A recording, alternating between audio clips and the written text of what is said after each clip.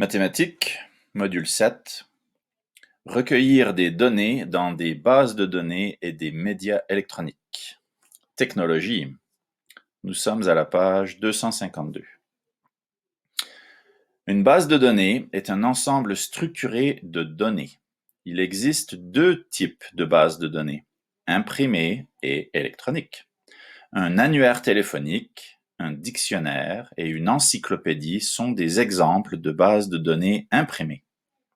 Statistique Canada conserve ces données dans des bases de données électroniques. Statistique Canada a créé le site web Recensement à l'école Canada. Ce site permet aux élèves de recueillir des données sur eux-mêmes. Voici quelques questions que tu peux explorer. Combien de personnes habitent généralement chez toi?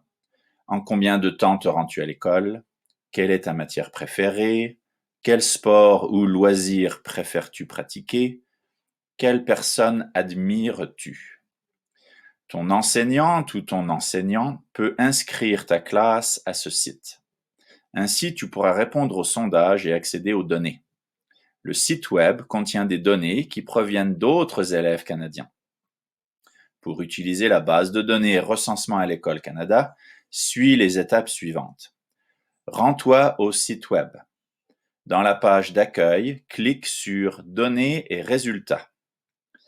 Sous Résultats sommaires du Canada, clique sur l'année la plus récente, choisis un sujet qui t'intéresse. Par exemple, tu peux choisir « Quelle est votre matière préférée ?» Un tableau semblable à celui-ci apparaît à l'écran. Quelle conclusion peux-tu tirer de ces données?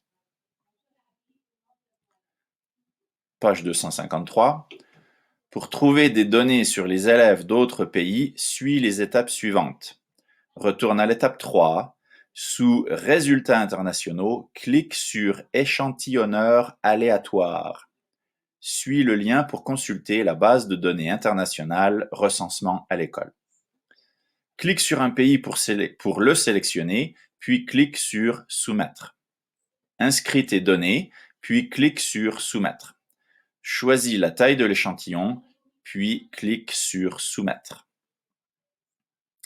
Réponds à chaque question à l'aide des données du recensement à l'école. Imprime tes données. Au Canada, quel pourcentage des élèves de l'élémentaire ont besoin de plus d'1 heure pour se rendre à l'école? Au Canada, quel est l'écart entre le pourcentage des élèves qui ont les yeux bleus et celui des élèves qui ont les yeux bruns? Au Royaume-Uni, quel est le mois de naissance du plus grand nombre d'élèves? Ce mois est-il le même pour les garçons et les filles? Explique ta réponse.